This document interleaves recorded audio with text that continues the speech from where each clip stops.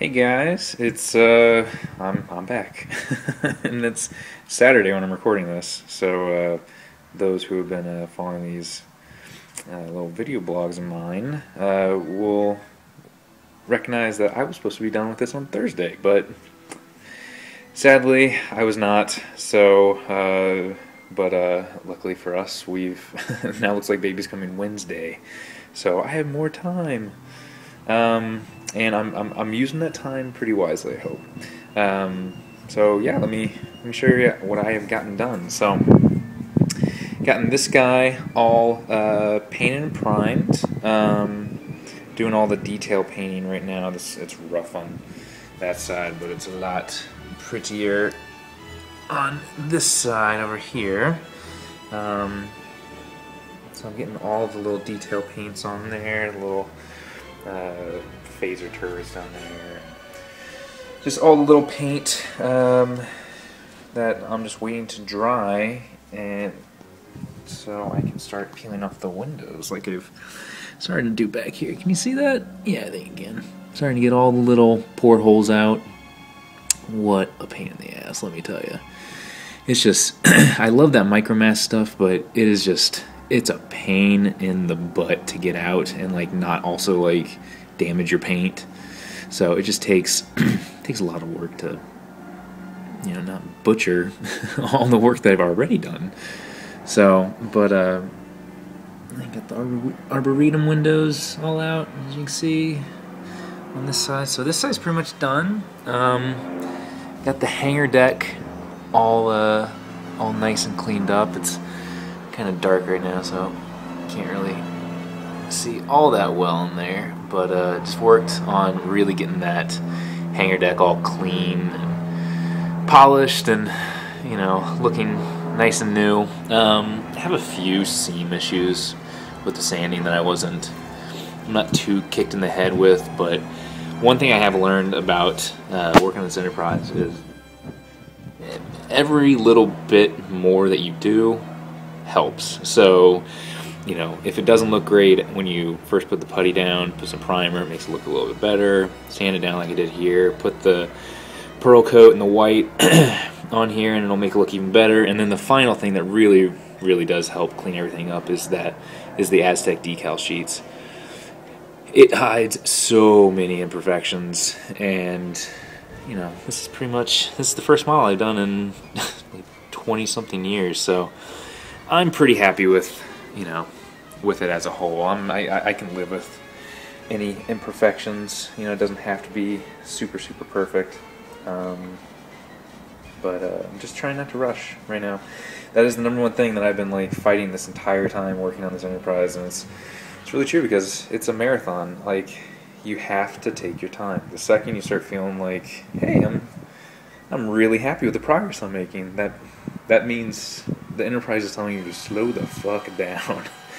So I've been trying to remember that lesson as I've been working with this guy. So I got something else to show you guys too. So let's take a break and go inside out of the garage because it's cold. Back at the kitchen table. It was clear for a while, but it's way too cold outside to be doing any soldering out there. So yeah, what could this guy be? Well, it is it's very cool is what it is. It's I got this from Out of Fruit Industries. It's called the DC Boarduino kit, and this little guy is an answer to my prayer. If you remember my original video, you probably remember this guy right here, the Starship control board and the Enterprise control program that's getting run off of this Arduino. So I have everything prototyped out, had it prototyped out for a while, but I just been putting it off, frankly, because I don't want to embed this Arduino into this project. I use this guy a lot for just prototyping of stuff and just, you know, playing around with sketches. So I didn't want to lose this, and so I really kind of want to challenge myself on this build to make a breakout board. So a standalone Arduino. and this is what this guy is. Before I had planned on building one myself. I ordered all the kits, all the parts online, and there's a bunch of documentation out there on how to make your own standalone Arduino. Even on the Arduino site, there's really good documentation on there. But it was getting to the point where I just wanted something simple that I knew was going to work, that I did not have to kind of, if something went wrong, it was going to be really, really difficult to debug it, because it could have been one of a countless different things that could have been done incorrectly, and then that's why it's not working, and it was just going to be. I foresaw headaches coming.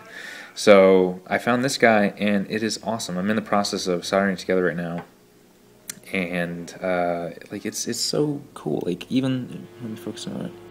It even has all of the pin numbers. If you see on the top edge right there, and the bottom edge has all the pin numbers that correspond directly to what I prototyped out here. I got all these little tags for pin 9, pin 11. So it's going to be a pretty one-to-one thing. Really, the only thing that I'm going to have to now use this breadboard for is for these two switches right here, the warp button and the photons. And that's just because I need to solder a resistor to ground where my I have a little wire that's reading from a specific pin on the Arduino. So there's no bounce back, because that's one thing with Arduino, that you get a lot of what's called button bunts. Jesus, button bounce. I speak so good. So you solder it to the ground to prevent that, and debounces your button. So I'm going to just solder up this guy to basically just mimic this little section of the breadboard here. I'll install that here.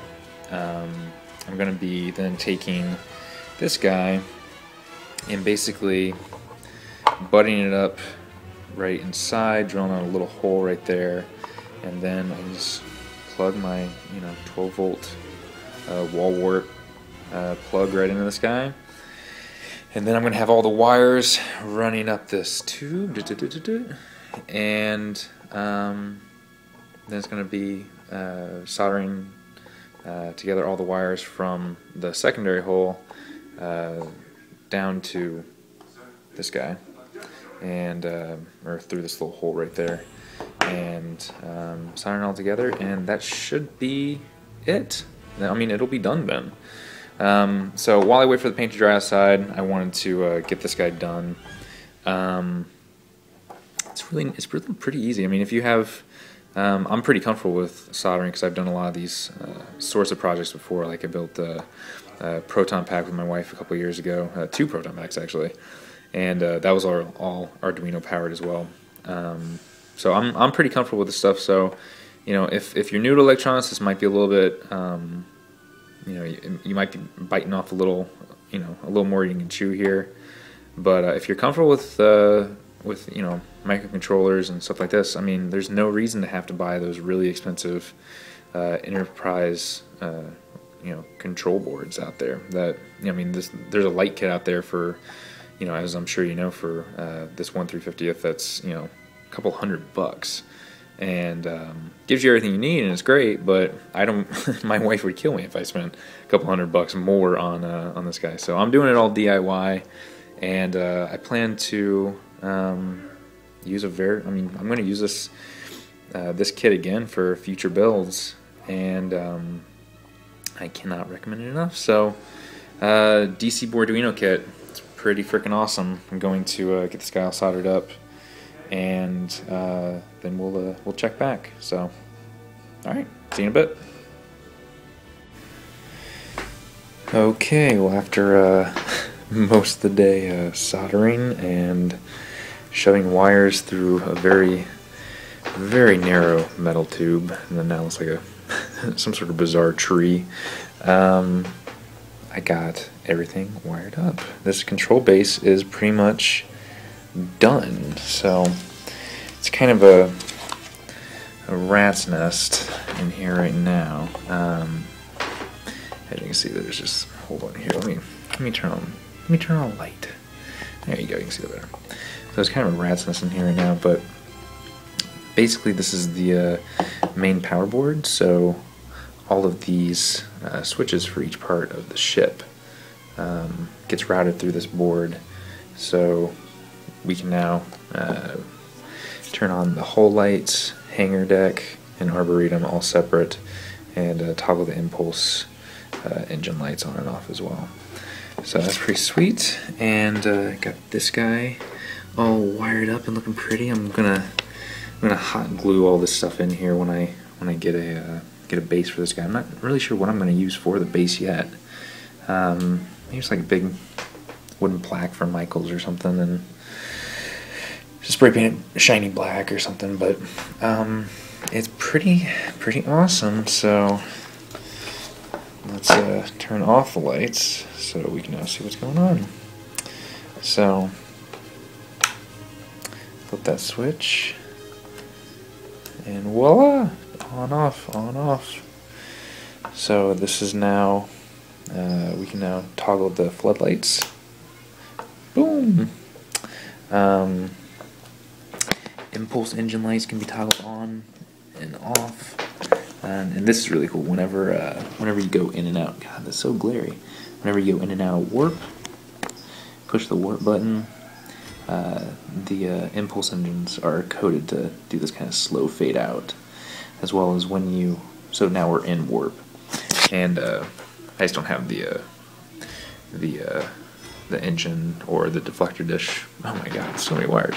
Or the deflector dish wired up, but they've all been tested and they look great. So that blue will fade up as this fades down, and then push the button again, and then it'll fade right back up. Toggle on and off. So a bunch of different light states, and I even got the photon torpedo light all wired in. So fire photon torpedoes! Boom! So pretty sweet. Yeah, man, ton of work has been done.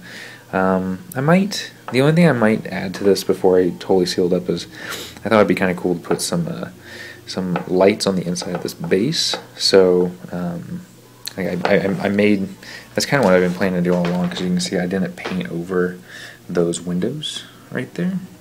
So everything else has been painted black, in preparation of having lights in here. So then it'll kind of have like a nice glow underneath the hull light, or underneath the secondary fuselage, and I don't know, it might look kind of cool. So that's the last thing I'm thinking about doing. But I'm all out of LEDs, so I might have to get creative and maybe, or at least all out of white LEDs. I might use a yellow or blue, or I don't know, something cool.